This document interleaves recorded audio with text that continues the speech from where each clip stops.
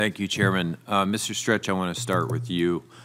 Last month, President Trump called Russian purchased Facebook ads a hoax. I've looked at those Russian-sponsored Facebook ads. I certainly hope you've had a chance to review them. Are they, in fact, a hoax? All the information we've provided to the committee did run on Facebook. So it's a yes or no answer. I know you're a lawyer. It's hard, but...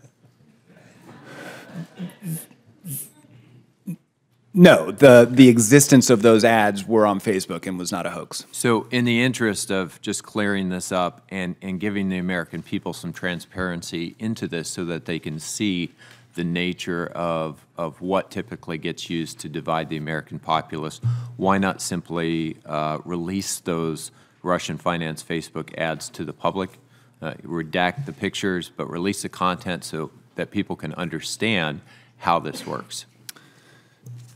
Senator, we believe this committee is really best placed to determine what information to release. We stand ready to assist in that effort. We agree that the more people can see the type of content that ran and the divisions that were sought to be exploited, the better.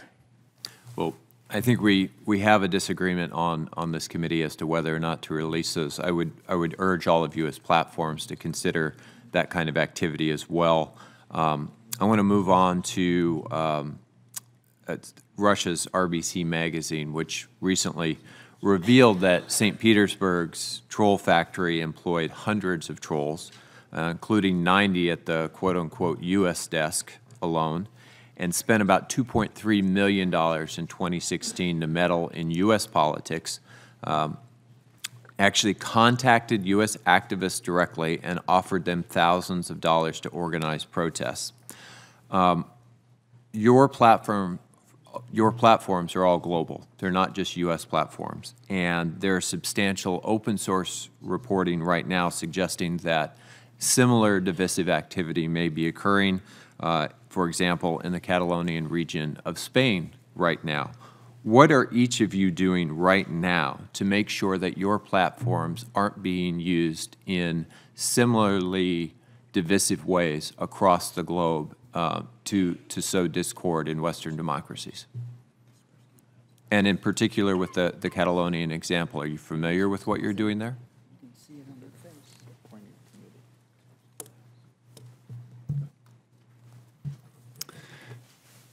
Senator, we are focused on preventing this form of abuse globally.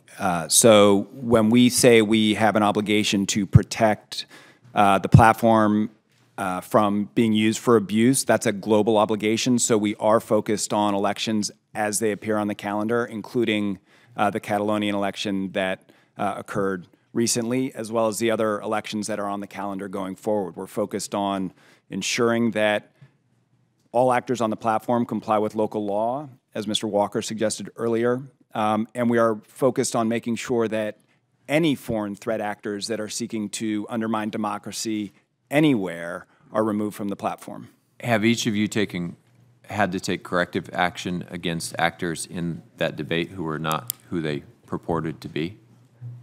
Mr. Stretch? Senator, the key, I'd say, progress we've made is... That's a yes or no once again. Mr. Edgett? I believe so, but I'll need to follow up with your staff. Thank you. Mr. Walker? We're constantly removing fraudulent, deceptive accounts from our services. I'm not familiar with the specifics there. You can get back to us. Mr. Edgett, given the discussion we've had about automated Twitter accounts and bots, and the range is obviously very wide, but we know that's a problem. And you made a assertion earlier that I want to come back to and just make sure it's accurate. Do you require at Twitter by service agreement that profiles are linked to real names, real people, or some other way to make sure that those go back to real human beings, from Social Security numbers to other unique identifiers? We do not. We require some information at sign up, but we don't require you to verify your identity. We have services that verify identities on the platform. So why on earth not? Because we see the power of Twitter being used by folks like social or political dissidents, embedded journalists in difficult countries who use the ability to not have to identify themselves by name like on other platforms to speak their truths to power. We see that. So the reason is for social dissidents and people in third world countries or where there is a hostile government regime. It is not your business model. You're not reliant, for example, on those automated accounts to generate revenue? We don't rely on, there's some good automation on the platform, and happy to talk about that, but we do not rely on the bad malicious automation that we're talking about here. If I were running a political campaign today and I were to advertise on local television, on cable television, in print or on the radio or even through the mail, I would have to have a paid-for by disclaimer on those ads. Now, Mr. Walker, I believe, has already addressed this issue, but is there any policy reason that online social media ads, given how effective and influential they have clearly become, shouldn't meet that same level of transparency? We agree with the transparency efforts, and last week announced that we're creating a transparency center, not just for political ads, which will have even more information than all ads, but a transparency center for all ads, so that you can see not just the ad that you've seen and why it's been targeted to you, but all of the other ad creative from that same advertiser. On the election front, you'll also be able to see who's paying for the ad, how much they've spent on this ad campaign and all ad campaigns, and you'll be able to see what the targeting criteria are, so to better educate around why these ads are on the platform. I appreciate that, Mr. Edgett. Mr. Stretch. The same is true for Facebook. We are working both on political ad transparency, enabling more visibility into campaign ads by third parties, and also enabling campaigns to meet their disclosure obligations in their online communications. Thank you, Mr. Chairman.